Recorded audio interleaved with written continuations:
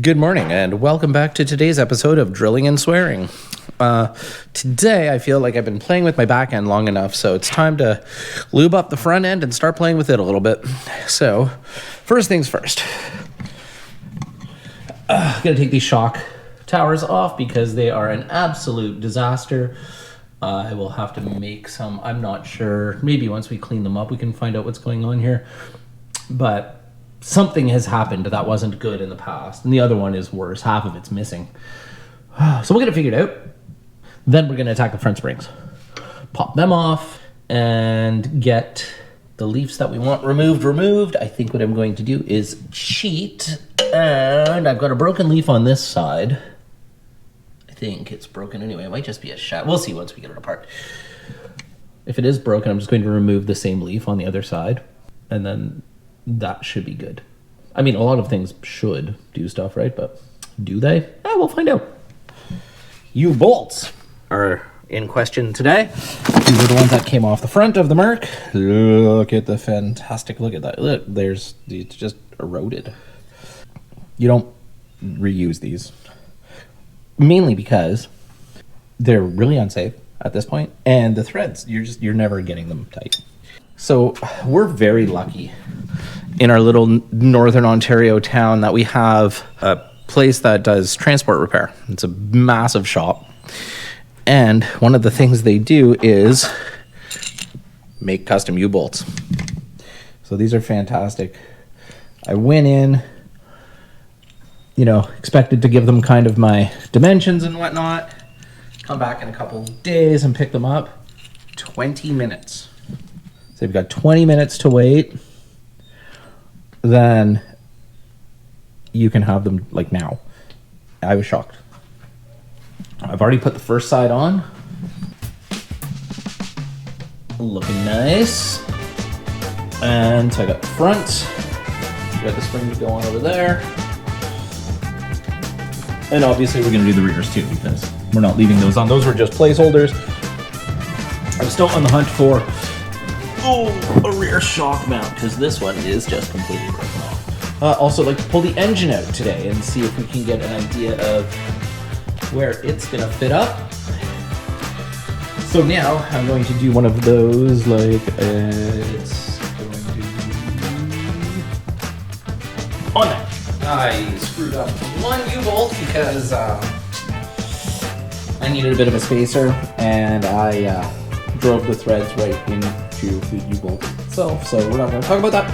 Other than that, though, we're getting together here. We got this spring and everything all locked on. I do have to go back and tighten these. Still need shock mounts, but I ran into a problem back when I started. There's a plate underneath here with a shock mount. Well, it just so happens that over on this side, that mount broke off. And you can exposed, just hang it there. There's nothing to it, right? So, I think, and obviously I want to hear why I'm very wrong in all of the comments, if I cut this down here, and then flip it over and do the same on the other side, I've effectively created a plate that has a drop down that I can put a shock mount stud in. I can always reinforce it. I think I'll put little reinforcements in behind it, but I mean, this is pretty thick steel. Look at me, the edge. Wait, no. See, it's me. Wait, hold on. Clark Kent. Who am I? I'm someone totally different. Clark Kent. So, today we are making sketchy shock mount. Yay! So, interesting thing about this truck, I think I've shown this. We'll do this fast. Corner is broken right off of there, and that's where the shock mount went down. This one is still intact, but we're gonna make them look the same. So I decided to make my own sketchy ones. Took a piece of sheet metal, welded on a piece of square stock, and we're gonna go from there. Gonna reinforce it a little bit once we actually mount the shock. That thing is welded to heck though, so I think we're okay. We're going to do the same on that side because we have new U-bolts. And the U-bolts aren't long enough to put that old one in, plus I want them to be the same. We're gonna run shorter shocks anyway. So, we have it, carefully laid out on the drill press.